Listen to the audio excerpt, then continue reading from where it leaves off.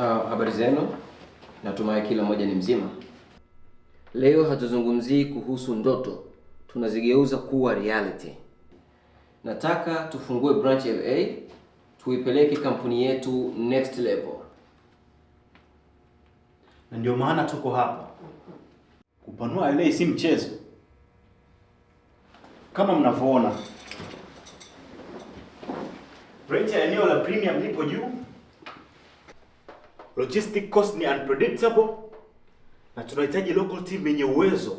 Lakini tukipanga vizuri, Samisa inaweza kuwa branch kubwa kuliko branch zote tulizokuwa nazo. Exactly.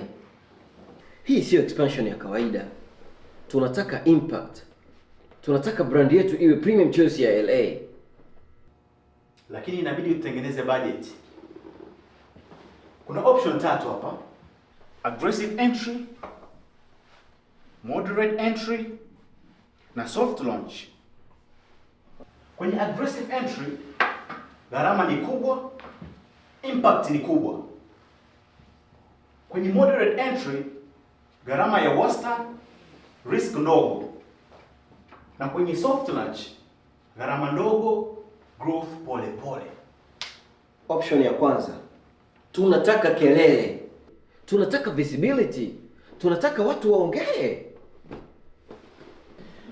Mofi, bold ni sawa, lakini tukicheza tutapoteza hela, tutapoteza credibility. Na tukicheza safe sana, tutapoteza kila kitu. Tutapoteza nafasi. Hii ni LA bro. Soko lisubiri watu wanaogopa. Okay.